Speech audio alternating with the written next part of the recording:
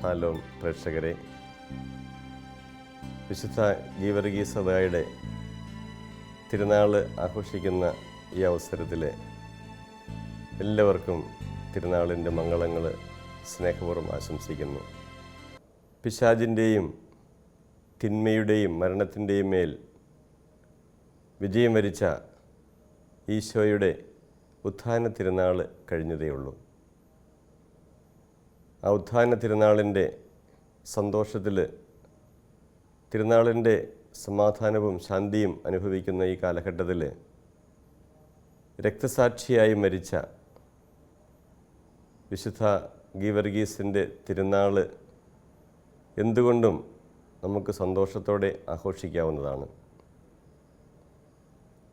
വിശുദ്ധ ഗീവർഗീസിൻ്റെ രൂപം നാം കാണുമ്പോൾ നമുക്കേറെ സന്തോഷവും അഭിമാനവും നൽകുന്ന ഒരു രൂപമാണത്. അശ്വാരൂഢനായ സുമുഖനായ ഒരു ധീര പടയാളിയുടെ ചിത്രമാണ് നാം പലപ്പോഴും കാണുന്നത്. ഇവിടെ വെള്ള കുതിരയുടെ പുറത്ത് സുമുഖനായ ഒരു ചെറുപ്പക്കാരൻ, ധീര പടയാളി, ഒരു സർപ്പത്തിൻ്റെ വായിൽ കുന്തവും ആ കുന്തം കൊണ്ട് ആ സർപ്പത്തെ കീഴ്പ്പെടുത്തുന്നതായിട്ടാണ് നാം കാണുന്നത്. ഇത് വളരെ പ്രതീകാത്മകമായിട്ടുള്ള ഒരു രൂപമാണെന്ന് നമുക്കറിയാം. ഈശോ തൻ്റെ മരണത്തിലൂടെയും ഉത്ഥാനത്തിലൂടെയും പിശാചിനെയും തിന്മയെയും മരണത്തെയും പരാജയപ്പെടുത്തിയതുപോലെ വിശുദ്ധ ഗീവർഗീസ് തൻ്റെ കാലഘട്ടത്തിൽ അനേകർക്ക് നന്മ ചെയ്യുവാനായിട്ട് തൻ്റെ ജീവിതം ബലിയായി അർപ്പിച്ചു, രക്തസാക്ഷിയായി തീർന്നു. അതിൻ്റെ സ്മരണ ഈ ദിവസങ്ങളിൽ നാം ആചരിക്കുകയാണ്, കൊണ്ടാടുകയാണ്. വിശുദ്ധ ഗീവർഗീസ് എന്നെ സംബന്ധിച്ച് വളരെ ഇഷ്ടപ്പെട്ട ഒരു വ്യക്തിയാണ്, ഒരു വിശുദ്ധനാണ്, രക്തസാക്ഷിയാണ്. എൻ്റെ പേരങ്ങനെ ആയതുകൊണ്ട് മാത്രമല്ല. ഈ വിശുദ്ധനെ ലോകമെമ്പാടും അനേകർ ആദരിക്കുകയും ബഹുമാനിക്കുകയും മാധ്യസ്ഥം അപേക്ഷിച്ച് പ്രാർത്ഥിക്കുകയും ചെയ്യുന്നുണ്ട് ഈ വിശുദ്ധനോട്. നമുക്കറിയാം, ഇപ്പോഴത്തെ മാർപ്പാപ്പയുടെ പേര് ജോർജ് എന്നുള്ള ആ പേരാണ് അദ്ദേഹത്തിനുണ്ടായിരുന്നത്. മാർപ്പാപ്പയായപ്പോഴാണ് ഫ്രാൻസിസ് എന്നുള്ള പേര് സ്വീകരിച്ചത്. നമ്മളെ സംബന്ധിച്ച് പറയുകയാണെങ്കിൽ സിറോ മലബാർ സഭയുടെ പിതാവും തലവനുമായ ജോർജ് ആലഞ്ചേരി പിതാവിൻ്റെ തിരുനാൾ നാം ആഘോഷിക്കുന്നു. അതുപോലെ പല പിതാക്കന്മാരുടെയും തിരുനാൾ ആഘോഷിക്കുന്ന ആ ദിവസം തന്നെയാണ്. നമ്മുടെ ഇടയിൽ തന്നെ അനേകം പേര് സെൻറ്റ് ജോർജിന് നാമധാരികളായിട്ടുണ്ട്. വർക്കി എന്ന് പറയുന്നവർ, വർഗീസ് എന്ന് വിളിക്കപ്പെടുന്നവർ, ഗീവർഗീസ് എന്ന് പറയുന്നവർ, ജോർജ് എന്ന് വിളിക്കപ്പെടുന്നവരെല്ലാം ഒരേ വിശുദ്ധൻ്റെ നാമം സ്വീകരിച്ചവരാണ്. ആയതിനാൽ ഇന്ന് നമുക്ക് ഏറെ സന്തോഷിക്കുവാനുള്ള ഒരു സാഹചര്യമുണ്ട്. കൂടാതെ നമ്മൾ ഈ വിശുദ്ധ ഗീവർഗീസിനെ കുറിച്ച് ചിന്തിക്കുമ്പോൾ അനേകം ദേവാലയങ്ങൾ, തീർത്ഥാടന കേന്ദ്രങ്ങൾ ലോകമെമ്പാടുമുണ്ടെന്ന് നമുക്കറിയാം. നമ്മുടെ ഈ കൊച്ചു കേരളത്തിൽ തന്നെ ധാരാളം ദേവാലയങ്ങൾ വിശുദ്ധ ഗീവർഗീസിൻ്റെ നാമധേയത്തിലുള്ളതാണ്. നിങ്ങൾക്കറിയാമായിരിക്കും, തീർത്ഥാടന കേന്ദ്രങ്ങൾ അനേകമുണ്ട്. അതിൽ പ്രധാനപ്പെട്ട തീർത്ഥാടന കേന്ദ്രങ്ങൾ ഇടപ്പള്ളി, എടത്തുവ, അരുവിത്തറ, മുതലക്കോടം തുടങ്ങിയ തീർത്ഥാടന കേന്ദ്രങ്ങളെല്ലാം വിശുദ്ധ ഗീവർഗീസിൻ്റെ നാമധേയത്തിലുള്ളതാണ്. നാം വിശുദ്ധ ഗീവർഗീസിനെ കുറിച്ച് ചിന്തിക്കുമ്പോൾ ലോകത്തിൻ്റെ വിവിധ ഭാഗങ്ങളിൽ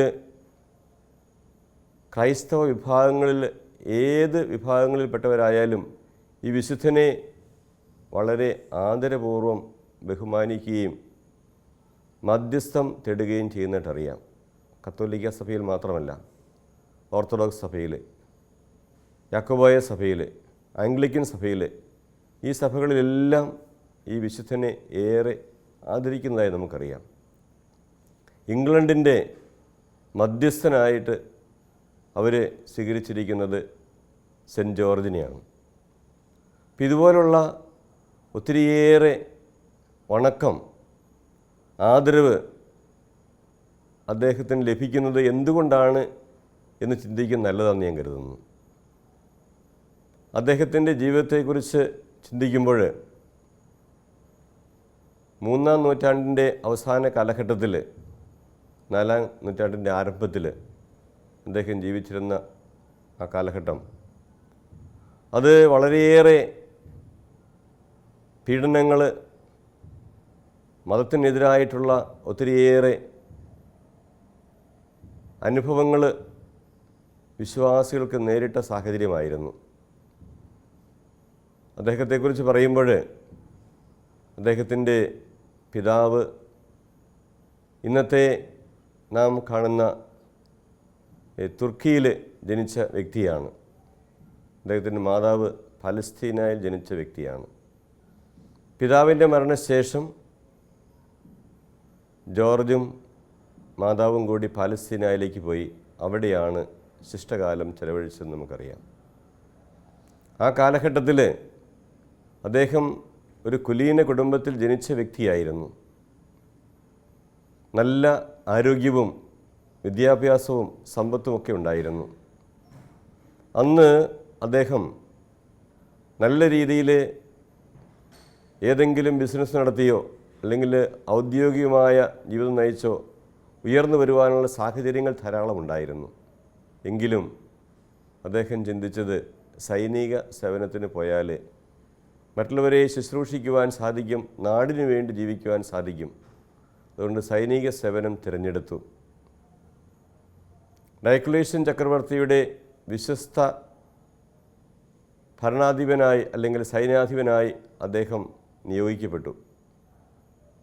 പക്ഷേ പിന്നീട് ഡയക്ലേഷ്യൻ ചക്രവർത്തി വിശ്വാസത്തിനെതിരായിട്ട് അല്ലെങ്കിൽ വിശ്വാസികൾക്കെതിരായിട്ട് പ്രവർത്തിച്ചു തുടങ്ങിയപ്പോൾ അദ്ദേഹം അതിനെ എതിർക്കുകയാണ് ചെയ്തത്. അദ്ദേഹം നല്ല ഒരു സൈനികനായിരുന്നു. റോമ സാമ്രാജ്യത്തിലെ സൈനികനായിരുന്നു. പക്ഷേ അതിനേക്കാൾ കൂടുതലായി അദ്ദേഹം വിലമതിച്ചത് ഈശോയുടെ ഒരു ധീര പടയാളിയായിട്ട് ജീവിക്കുക എന്നുള്ളതായിരുന്നു. വിശ്വാസത്തിന് വേണ്ടി എന്തും ത്യജിക്കുവാൻ അദ്ദേഹം തയ്യാറായി. വിശ്വാസവും പദവിയും തട്ടിച്ചു നോക്കുമ്പോൾ അദ്ദേഹം കരുതി പദവിയേക്കാൾ ഉദ്യോഗത്തേക്കാൾ പ്രധാനപ്പെട്ടത് വിശ്വാസമാണ്. അതിൻ്റെ ഫലമായിട്ട് അദ്ദേഹം ചക്രവർത്തിയോട് പറഞ്ഞു, ചക്രവർത്തി, വിശ്വാസികളെ പീഡിപ്പിക്കുന്നത്, അവർക്കെതിരായി നിൽക്കുന്നത് ശരിയായിട്ടുള്ള കാര്യമല്ല. അവരെ ഒരിക്കലും പീഡിപ്പിക്കാൻ പാടില്ല. പക്ഷേ ഈ കാര്യം അറിഞ്ഞപ്പോൾ ചക്രവർത്തി ആദ്യമൊക്കെ ഏതെങ്കിലും രീതിയിൽ സ്വന്തം കൂടെ നിർത്തുവാനായിട്ട് അദ്ദേഹം പരിശ്രമിച്ചു. പക്ഷേ സാധ്യമല്ല എന്ന് കണ്ടപ്പോൾ അദ്ദേഹത്തെ വധിക്കുകയാണ് ചെയ്തത്.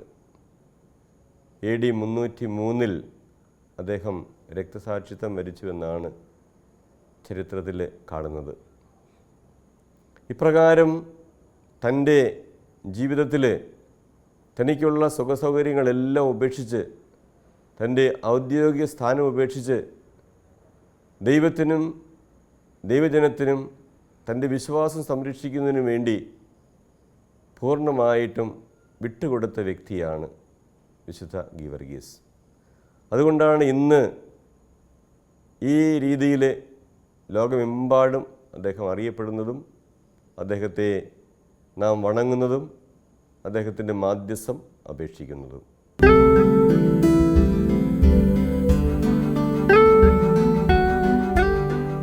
വിശുദ്ധ ഗീവർഗീസിൻ്റെ ചിത്രത്തിൽ ഒരു കുതിരയും പാമ്പും കുന്തവും വാളും ഒരു സാധു സ്ത്രീയും നിൽക്കുന്നതായിട്ട് നാം കാണുന്നുണ്ട്. ഇതിൻ്റെ അർത്ഥം ലിബിയ എന്ന ഈ പെൺകുട്ടിയെ രക്ഷിക്കുവാനായിട്ട് ധീര പടയാളിയായി കടന്നു വന്നത് ജോർജാണ്. അദ്ദേഹം ആ പെൺകുട്ടിയെ സർപ്പത്തിൻ്റെ ദംശനത്തിൽ നിന്നും രക്ഷിച്ചത് സർപ്പത്തെ നശിപ്പിച്ചുകൊണ്ടാണ്. ഇതിന്ന് വളരെ അർത്ഥവത്തായിട്ടുള്ളൊരു കാര്യമാണ്. ഇന്ന് സർപ്പങ്ങൾ പല രീതിയിൽ വരുന്നുണ്ട്. മനുഷ്യനെ തിന്മയിലേക്ക് നയിക്കുവാനുള്ള ശക്തികളായിട്ടാണ് ഈ സർപ്പങ്ങൾ കടന്നു വരുന്നത്. ആ സാധു സ്ത്രീയെ പോലെ ബലഹീനരായ മനുഷ്യരെ തിന്മയിലേക്ക് നയിക്കുവാനായിട്ടാണ് സർപ്പത്തിൻ്റെ രൂപത്തിൽ തിന്മ കടന്നു വരുന്നത്. നാം പലപ്പോഴും മനസ്സിലാക്കുന്നത് പോലെ നമ്മുടെ ജീവിത സാഹചര്യങ്ങളിൽ തിന്മയുടെ ശക്തികൾ നമുക്ക് ചുറ്റും കാണുവാനായിട്ട് സാധിക്കുന്നുണ്ട്. വിശ്വാസത്തിനെതിരായിട്ടുള്ള കാര്യങ്ങൾ, ധാർമ്മികതയ്ക്കെതിരായിട്ടുള്ള കാര്യങ്ങൾ, മൂല്യബോധത്തിനെതിരായിട്ടുള്ള കാര്യങ്ങൾ, ഇങ്ങനെയൊക്കെയുള്ള കാര്യങ്ങൾ വരുമ്പോൾ ഇതിനെ മനുഷ്യന് ചേർത്ത് നിൽക്കാൻ സാധിക്കാത്ത സാഹചര്യം കാണാറുണ്ട്. പ്രത്യേകിച്ച് ഇപ്പോൾ യുവജനങ്ങളെയും കുട്ടികളെയും ബാധിക്കുന്ന ഒരു വലിയ വിപത്താണ് മാധ്യമങ്ങളിലൂടെ കടന്നു വരുന്ന തിന്മയുടെ ശക്തി. ഇതിനെയെല്ലാം അതിജീവിക്കുവാനായിട്ട് സാധിക്കണമെങ്കിൽ നാം രക്തസാക്ഷികളുടെയും വിശുദ്ധരുടെയും സഹായം തേടേണ്ടിയിരിക്കുന്നു. ഇന്ന് തീർത്ഥാടന കേന്ദ്രങ്ങളിൽ വരുന്നവർ പലപ്പോഴും ഭൗതികമായ നേട്ടങ്ങൾക്ക് വേണ്ടി വരുന്നവരാകാം. സാമ്പത്തിക നേട്ടം, ജോലി സാധ്യത, പരീക്ഷയിൽ വിജയം, രോഗത്തിൽ നിന്നുള്ള വിമുക്തി, ഇതെല്ലാം ആഗ്രഹിച്ചു വരുന്നവരാകാം. പക്ഷേ അതിനപ്പുറം തിന്മയുടെ ശക്തികളെ അതിജീവിക്കുവാനുള്ള ശക്തിക്കായിട്ട് പ്രാർത്ഥിക്കേണ്ട സ്ഥലങ്ങളാണ് തീർത്ഥാടന കേന്ദ്രങ്ങൾ. വിശുദ്ധ ഗീവർഗീസ് തിന്മയുടെ സർപ്പത്തെ നിഹനിച്ചിട്ട് ആ സാധു സ്ത്രീയെ രക്ഷിച്ചത് വളരെയേറെ പ്രതീകാത്മകമാണ്. ഇന്ന് വിശുദ്ധരുടെ മാധ്യസ്ഥം അപേക്ഷിക്കുമ്പോൾ തിന്മയിലേക്ക് പോകുന്ന ആ സാഹചര്യങ്ങളെ ഒഴിവാക്കി നന്മയിലേക്ക് വരുവാനായിട്ട് നമുക്ക് സാധിക്കണം. ഞാൻ സൂചിപ്പിച്ചിരുന്നു, കുതിരയുടെ പുറത്ത് കഠാരയും കുന്തവും ഒരു പടയാളിയുടെ ചിഹ്നമായിട്ട് അദ്ദേഹത്തിൻ്റെ കയ്യിലുണ്ടായിരുന്നു. ഇന്ന് ഈ ചിഹ്നങ്ങൾ മാത്രം പോരാ, ഈ ആയുധങ്ങൾ മാത്രം പോരാ. പൗലോസ് ശ്ലീഹ സൂചിപ്പിക്കുന്നത് പോലെ ദൈവത്തിൻ്റെ ആയുധങ്ങൾ നിങ്ങൾ ധരിക്കുവിൻ എന്ന് പൗലോസ് ശ്ലീഹ എഫേസ്യർക്ക് ലേഖനത്തിൽ സൂചിപ്പിക്കുന്നുണ്ട്. ആ ഭാഗം നമുക്കൊന്ന് ശ്രവിക്കാം.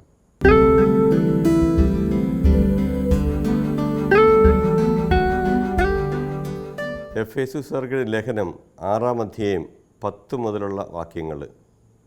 അവസാനമായി കർത്താവിലും അവിടുത്തെ ശക്തിയുടെ പ്രാഭവത്തിലും കരുത്തുള്ളവരാകുവിൻ. സാത്താൻ്റെ കുടിലതന്ത്രങ്ങളെ എതിർത്ത് നിൽക്കുവാൻ ദൈവത്തിൻ്റെ എല്ലാ ആയുധങ്ങളും ധരിക്കുവിൻ. എന്തെന്നാൽ നമ്മൾ മാംസത്തിനും രക്തത്തിനും എതിരായിട്ടല്ല, പ്രഭുത്വങ്ങൾക്കും ആധിപത്യങ്ങൾക്കും ഈ അന്ധകാര ലോകത്തിൻ്റെ അധിപന്മാർക്കും സ്വർഗീയ ഇടങ്ങളിൽ വർത്തിക്കുന്ന തിന്മയുടെ ദുരാത്മാക്കൾക്കും എതിരായിട്ടാണ് പടവെട്ടുന്നത്. അതിനാൽ ദൈവത്തിൻ്റെ എല്ലാ ആയുധങ്ങളും ധരിക്കുവിൻ. തിന്മയുടെ ദിനത്തിൽ ചെറുത്തു നിൽക്കുവാനും എല്ലാ കർത്തവ്യങ്ങളും നിറവേറ്റിക്കൊണ്ട് പിടിച്ചു നിൽക്കുവാനും അങ്ങനെ നിങ്ങൾക്ക് സാധിക്കും. അതിനാൽ സത്യം കൊണ്ട് അരമുറുക്കി നീതിയുടെ കവചം ധരിച്ച് നിങ്ങൾ ഉറച്ചു നിൽക്കുവിൻ. സമാധാനത്തിൻ്റെ സുവിശേഷത്തിനുള്ള ഒരുക്കമാകുന്ന പാദരക്ഷകൾ ധരിക്കുവിൻ. സർവോപരി ദുഷ്ടൻ്റെ ജ്വലിക്കുന്ന കൂരമ്പുകളെ കെടുത്തുന്നതിന് നിങ്ങളെ ശക്തരാക്കുന്ന വിശ്വാസത്തിൻ്റെ പരിച എടുക്കുവിൻ. രക്ഷയുടെ പടത്തൊപ്പി അണിയുകയും ദൈവവചനമാകുന്ന ആത്മാവിൻ്റെ വാൾ എടുക്കുകയും ചെയ്യുവിൻ. തിന്മയുടെ ശക്തികളെ അതിജീവിക്കുവാനായിട്ട് മനുഷ്യർക്ക് തനിയെ സാധിക്കുകയില്ല.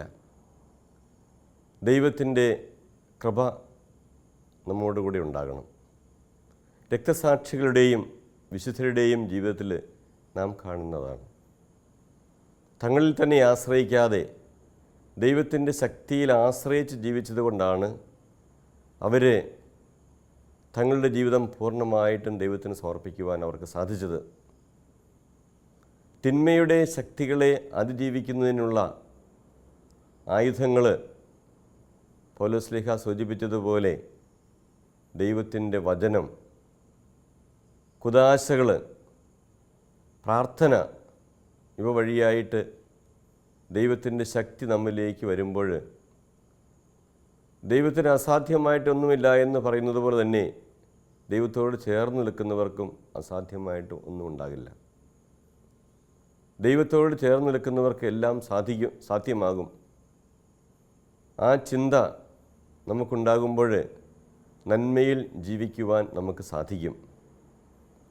ഇന്ന് ഒത്തിരിയേറെ സ്ഥലങ്ങളിൽ ഈ രക്തസാക്ഷികൾ ഉണ്ടായി വരുന്നു, അല്ലെങ്കിൽ രക്തസാക്ഷിത്വം ഏറ്റെടുക്കുന്നവർ അനേകം പേരുണ്ട്. രക്തസാക്ഷികളായി മരിക്കുന്നവരുമുണ്ട്, രക്തസാക്ഷികളായി ജീവിക്കുന്നവരുമുണ്ട്. ജീവിക്കുന്ന രക്തസാക്ഷികൾ ധാരാളം നമ്മുടെ ചുറ്റുമുണ്ട്. നമ്മുടെ കുടുംബങ്ങളിൽ, നമ്മുടെ ജീവിത സാഹചര്യങ്ങളിൽ വിശ്വാസം സംരക്ഷിക്കുവാൻ വേണ്ടി ഒത്തിരിയേറെ ത്യാഗങ്ങൾ ഏറ്റെടുക്കുന്നവർ, ഒത്തിരിയേറെ സഹനങ്ങൾ ഏറ്റെടുക്കുന്നവരുണ്ട്. അവരും രക്തസാക്ഷികളാണ്. പേര് വിളിക്കപ്പെട്ട രക്തസാക്ഷികളല്ല എന്നേ ഉള്ളൂ. അതോടൊപ്പം തന്നെ നമുക്കറിയാവുന്നതുപോലെ ഈ അടുത്ത കാലഘട്ടത്തിൽ പല സ്ഥലങ്ങളിലും വിശ്വാസത്തെ പ്രതി പീഡിപ്പിക്കപ്പെടുന്ന സാഹചര്യങ്ങൾ നാം കാണുകയുണ്ടായി, നാം മനസ്സിലാക്കുകയുണ്ടായി. ലോകത്തിൻ്റെ വിവിധ ഭാഗങ്ങളിൽ വിശ്വാസം സംരക്ഷിക്കുവാൻ വേണ്ടിയിട്ട് തങ്ങളുടെ ജീവൻ പോലും ബലിയായി കൊടുക്കേണ്ട സാഹചര്യങ്ങൾ, സംഭവങ്ങൾ നമുക്കിന്നറിയാം. ഈ കാലഘട്ടത്തിൽ ദൈവത്തിന് വേണ്ടി ജീവിക്കുക, സഹോദരങ്ങൾക്ക് വേണ്ടി ജീവിക്കുക എന്നുള്ളത് ഏറെ ശ്രമകരമായ കാര്യമാണ്. നമുക്ക് ദൈവത്തിൽ പൂർണ്ണമായ വിശ്വാസവും ആശ്രയവും ഉണ്ടെങ്കിൽ മാത്രമേ ഇപ്രകാരം ജീവിക്കുവാൻ സാധിക്കുകയുള്ളൂ. ഈ രക്തസാക്ഷികൾ നമുക്ക് നൽകുന്ന മാതൃക അതാണ്. കാലഘട്ടത്തിൻ്റെ ആവശ്യമനുസരിച്ച് ദൈവത്തിന് വേണ്ടിയും സഹോദരങ്ങൾക്ക് വേണ്ടിയും ജീവിക്കുവാൻ നമുക്ക് സാധിക്കണം. നാം ഒന്ന് ചിന്തിക്കുന്ന നല്ലതാണ്. നമ്മുടെ സമ്പത്ത്, നമ്മുടെ ആരോഗ്യം, നമ്മുടെ പ്രശസ്തി, നമ്മുടെ ജീവിത സൗകര്യങ്ങൾ, ഇതും വിശ്വാസവുമായി തട്ടിച്ചു നോക്കുമ്പോൾ നാം ഏതിനാണ് പ്രാധാന്യം കൊടുക്കുന്നത്? ധാർമ്മിക മൂല്യങ്ങളുമായി തട്ടിച്ചു നോക്കുമ്പോൾ ഏതിന് നാം പ്രാധാന്യം കൊടുക്കുന്നു? പലപ്പോഴും നാം ഇവിടെ വെള്ളം ചേർക്കാറില്ലേ എന്ന് ചിന്തിക്കേണ്ടിയിരിക്കുന്നു. വിശ്വാസത്തെ പ്രതി തൻ്റെ ഔദ്യോഗിക സ്ഥാനം ഉപേക്ഷിക്കുവാൻ തയ്യാറായ സെൻറ്റ് ജോർജിനെ പോലെ, വിശ്വാസത്തെ പ്രതി തൻ്റെ ജീവൻ ത്യജിക്കുവാൻ തയ്യാറായ സെൻറ്റ് ജോർജിനെ പോലെ അനേകം രക്തസാക്ഷികൾ നമ്മുടെ സഭയിലുണ്ട്. ഇന്നും അനേകം പേര് ഈ വിശുദ്ധരുടെയും രക്തസാക്ഷികളുടെയും മാതൃക പിൻചെല്ലുന്നവരുണ്ട്. നമ്മുടെ ജീവിത സാഹചര്യങ്ങളിൽ നമുക്കിത് സാധിക്കുമോ എന്ന് ചിന്തിക്കേണ്ടിയിരിക്കുന്നു. ഈശോ പറഞ്ഞിട്ടുണ്ടല്ലോ, എൻ്റെ പിന്നാലെ വരാൻ ആഗ്രഹിക്കുന്നവൻ തന്നെ തന്നെ പരിത്യജിച്ച് തൻ്റെ കുരിശുമെടുത്ത് എൻ്റെ പിന്നാലെ വരട്ടെ. കുരിശെടുക്കാതെ ആരും കർത്താവിൻ്റെ പിന്നാലെ പോകുവാൻ സാധിക്കുകയില്ല, ആർക്കും സാധിക്കുകയില്ല. കുരിശ് വഹിക്കുന്നവന് മാത്രമേ കർത്താവിൻ്റെ ഉത്ഥാനത്തിൽ പങ്കാളിയാകുവാൻ സാധിക്കുകയുള്ളൂ. ദുഃഖവെള്ളിയാഴ്ചയിലൂടെ കടന്നു പോകാതെ ഉയർപ്പിൻ്റെ സന്തോഷത്തിലും സമാധാനത്തിലും ഭാഗഭാക്കാകുവാൻ നമുക്ക് സാധിക്കുകയില്ല. എന്നതുപോലെ തന്നെ ഇന്ന് നാം ജീവിക്കുന്ന സാഹചര്യത്തിൽ ദൈവത്തിന് വേണ്ടി ജീവിക്കുവാൻ സാധിച്ചെങ്കിൽ മാത്രമേ നമ്മുടെ സ്വാർത്ഥതയും നമ്മുടെ നേട്ടങ്ങളും പരിഗണിക്കാതെ ദൈവത്തിന് വേണ്ടി ജീവിക്കുവാൻ സാധിച്ചെങ്കിൽ മാത്രമേ നമ്മുടെ ജീവിതത്തിൽ ദൈവത്തിൻ്റെ അനുഗ്രഹം ലഭിക്കുകയുള്ളൂ, ജീവിതം ധന്യമായി തീരുകയുള്ളൂ. കർത്താവിൻ്റെ ശിഷ്യന്മാരെന്ന നിലയിൽ കർത്താവിൻ്റെ പിന്നാലെ പോകുവാൻ നാം തയ്യാറാണെങ്കിൽ കർത്താവ് പറഞ്ഞ കാര്യവും ചെയ്യാൻ തയ്യാറാകണം. കുരിശെടുത്തുകൊണ്ട് പിന്നാലെ പോകുവാൻ തയ്യാറാകണം. നാം ആർക്കും കുരിശ് ഉണ്ടാക്കി കൊടുക്കരുത്. മറ്റുള്ളവരുടെ കുരിശ് പോലും നമുക്ക് ഏറ്റെടുക്കുവാൻ സാധിക്കണം. അവിടെയാണ് നമ്മുടെ ക്രൈസ്തവ ജീവിതത്തിൻ്റെ സാക്ഷ്യം നൽകുവാൻ നമുക്ക് സാധിക്കുന്നത്. ജീവിത സാക്ഷ്യത്തിലൂടെയാണ് ദൈവം നമ്മെ നന്മയിലേക്ക് നയിക്കുന്നതും വിശുദ്ധിയിലേക്ക് നയിക്കുന്നതും. ആകയാൽ നമ്മുടെ ജീവിതത്തിലെ ഈ വിശുദ്ധരുടെ സ്വാധീനം എന്താണ്? വിശുദ്ധരുടെയും രക്തസാക്ഷികളുടെയും മാധ്യസ്ഥ അപേക്ഷിക്കാൻ നമുക്ക് എളുപ്പമാണ്. പക്ഷേ വിശുദ്ധരുടെയും രക്തസാക്ഷികളുടെയും മാതൃക പിൻചെല്ലുവാൻ നാം തയ്യാറാണോ? അതേറെ ശ്രമകരമായ കാര്യമാണ്. നമ്മുടെ ജീവിതത്തിൽ ഒത്തിരിയേറെ സഹനങ്ങൾ, ക്ലേശങ്ങൾ ആവശ്യപ്പെടുന്നുണ്ട് ഇവരുടെ മാതൃക അനുകരിക്കണമെങ്കിൽ. മാതൃക അനുകരിക്കാതെ വിശുദ്ധരുടെ തിരുനാളുകൾ ആഘോഷിച്ചതുകൊണ്ട് മാത്രം നമുക്കൊരു നേട്ടവും കിട്ടില്ല. ഇന്ന് ജീവിക്കുന്ന സാഹചര്യത്തിൽ ഈ വിശുദ്ധൻ ജീവിച്ചിരുന്നെങ്കിൽ എപ്രകാരം ജീവിക്കുമായിരുന്നു നാം ചിന്തിക്കുന്നത് നല്ലതാണ്. അങ്ങനെ ജീവിക്കുവാനാണ് ഈ കാലഘട്ടത്തിൽ ദൈവം നമ്മോട് ആവശ്യപ്പെടുന്നത്. നമ്മുടെ കാലഘട്ടത്തിനനുസരിച്ച് വിശ്വാസം ഏറ്റുപറയുവാനും വിശ്വാസത്തിന് വേണ്ടി മറ്റുള്ളതെല്ലാം ഉപേക്ഷിക്കുവാനും തയ്യാറാണെങ്കിൽ നാമും രക്തസാക്ഷികളാണ്. നമ്മുടെ പ്രമുഖ സ്ഥാനം ആർക്ക് കൊടുക്കുന്നു, എന്തിനു കൊടുക്കുന്നു എന്നുള്ള പ്രധാനപ്പെട്ട കാര്യമാണ്. ദൈവത്തിന് ഒന്നാം സ്ഥാനവും വിശ്വാസത്തിന് ഒന്നാം സ്ഥാനവും കൊടുക്കുന്ന ഒരു സാഹചര്യത്തിൽ മാത്രമേ ഒരു ക്രൈസ്തവൻ അവൻ്റെ യഥാർത്ഥ ക്രൈസ്തവ ജീവിതം നയിക്കുവാനായിട്ട് അവന് സാധിക്കുകയുള്ളൂ. ഇന്ന് നാം ജീവിക്കുന്ന കാലഘട്ടത്തിൽ വിശുദ്ധിയിൽ ജീവിക്കുക, ക്രൈസ്തവരുടെ ചൈതന്യത്തിൽ ജീവിക്കുക എന്നുള്ളത് വളരെ ബുദ്ധിമുട്ടുള്ള കാര്യമാണ്. ഞാൻ സാധാരണ ഈ ഇടവക സന്ദർശനത്തിന് പോകുമ്പോൾ കുട്ടികളോട് ചോദിക്കാറുണ്ട്, നിങ്ങൾക്ക് നന്മയിൽ ജീവിക്കുന്നതാണോ തിന്മയിൽ ജീവിക്കുന്നതാണോ എളുപ്പമെന്ന് ചോദിക്കാറുണ്ട്. സാധാരണ രീതിയിൽ കുട്ടികൾ പറയും തിന്മയിൽ ജീവിക്കുന്നതാണ് എളുപ്പം. പക്ഷെ തിന്മയിലേക്ക് പോയാൽ നിങ്ങൾ എവിടെ ചെന്ന് വിടും? അവർ പറയും നരകത്തിൽ ചെന്ന് പോകുന്നു. നരകത്തിൽ മാത്രമല്ല, തിന്മയിലേക്ക് പോയി കഴിഞ്ഞാൽ നമുക്കറിയാം, ധൂർത്തപുത്രൻ തിന്മയിലേക്ക് പോയപ്പോൾ എവിടെ ചെന്ന് പെട്ടെന്ന് നമുക്കറിയാം. ഇപ്പോൾ തിന്മയിൽ ജീവിക്കാൻ എളുപ്പമാണ്, പക്ഷേ തിന്മ നമ്മെ നയിക്കുന്നത് നാശത്തിലേക്കായിരിക്കും. നന്മയിൽ ജീവിക്കുക ശ്രമകരമാണ്, പക്ഷേ നന്മയിൽ ജീവിക്കുന്നവർക്ക് മാത്രമേ സ്വർഗരാജ്യത്തിൽ എത്തിച്ചേരുവാൻ സാധിക്കുകയുള്ളൂ. നാം തീർത്ഥാടകരാണ്, ദൈവരാജ്യത്തെ ലക്ഷ്യമാക്കി തീർത്ഥാടനം ചെയ്യുന്നവരാണ്. നമ്മുടെ മുമ്പേ പോയവരാണ് രക്തസാക്ഷികളും വിശുദ്ധരുമെല്ലാം. ഈശോയുടെ നേതൃത്വത്തിൽ ഈ തീർത്ഥാടനം നാം മുൻപോട്ട് നമ്മെ ഈശോ നയിച്ചുകൊണ്ടിരിക്കുകയാണ്. നാമെല്ലാം തീർത്ഥാടകരെന്ന നിലയിൽ ഒരുമിച്ച് പോകുന്നവരാണ്. തനിച്ചാരും തീർത്ഥാടനത്തിന് പോകുന്നില്ല. നാം എല്ലാവരും ഒരുമിച്ച് പോകുന്നു, സ്വർഗരാജ്യം ലക്ഷ്യമാക്കി പോകുന്നവരാണ്. അങ്ങനെയെങ്കിൽ ഈ വിശുദ്ധരുടെ മാതൃക പിൻചെല്ലുവാൻ നമുക്ക് വലിയ ദൗത്യമുണ്ട്. ഈ കാരുണ്യ വർഷത്തിൽ ദൈവത്തിൻ്റെ സ്നേഹവും കാരുണ്യവും അനുഭവിക്കുവാനും നമ്മുടെ ചുറ്റുമുള്ളവരുമായി പങ്കുവയ്ക്കുവാനും നമുക്ക് ഉത്തരവാദിത്തമുണ്ട്. ഈ ദൗത്യം ദൈവം നമ്മെ ഏൽപ്പിച്ചിരിക്കുകയാണ്. വിശുദ്ധരുടെയും രക്തസാക്ഷികളുടെയും മാതൃക ഇതുതന്നെയാണ് നമുക്ക് നൽകുന്നത്. മറ്റുള്ളവർക്ക് വേണ്ടി ജീവിക്കുക, ദൈവസ്നേഹവും പരസ്നേഹവും നമ്മുടെ പ്രവർത്തനങ്ങളിലൂടെ അനുഭവേദ്യമാക്കി തീർക്കുക. ജീവകാരുണ്യ പ്രവർത്തനങ്ങളിലൂടെ ദൈവത്തിൻ്റെ സ്നേഹവും കാരുണ്യവും മറ്റുള്ളവർക്ക് അനുഭവേദ്യമാക്കുവാൻ ഇങ്ങനെയുള്ള തിരുനാളുകൾ നമുക്ക് ഉപകരിക്കട്ടെ. ഒരിക്കൽ കൂടി തിരുനാളിൻ്റെ മംഗളങ്ങൾ ഏവർക്കും സ്നേഹപൂർവ്വം ആശംസിക്കുന്നു. ദൈവം നിങ്ങളെ അനുഗ്രഹിക്കട്ടെ.